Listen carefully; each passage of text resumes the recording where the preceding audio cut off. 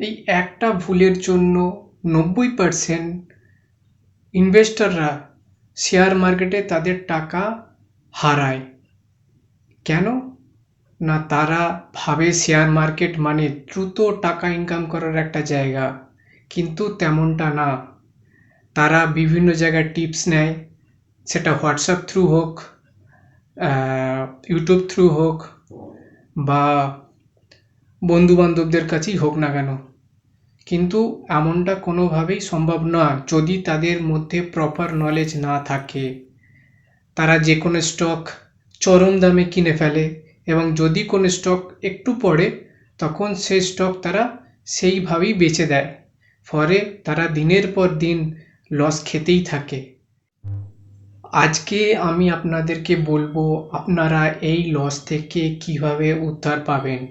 First of all, কোনো কোম্পানির stock পছন্দ হলে সেই কোম্পানি সম্পর্কে আগে ভালো করে জানুন। কোম্পানি কি বিজনেস করে সেটা দেখুন। কোম্পানির কোয়ার্টারলি রেজাল্ট যেন প্রত্যেক কোয়ার্টারলি পজিটিভ হয় সেটা দেখুন। কোম্পানির পিই রেশিও দেখুন। ইন্ডাস্ট্রির সঙ্গে সেই পিই রেশিও যাতে কম হয় সেটা দেখুন। তবেই ওই কোম্পানি সস্তা দামে আছে কিনা সেটা দেখুন। কোম্পানির অ্যাসেটস দেখুন।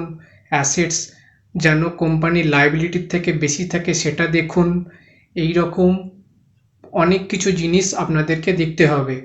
যদি আপনারা সেফলি জার্নি শুরু করেন, মানে আপনারা সেফলি ইনভেস্টমেন্ট শুরু করেন, তাহলে আমি আমার ভিডিওতে 5টা ইটিএফের কথা বলেছি, যেই ইটিএফ আপনাদের সেফলি ইনভেস্টমেন্ট শুরু করবে এবং আপনাদের ইনভেস্টমেন্টকে আরও গুরুতর করে তুলবে।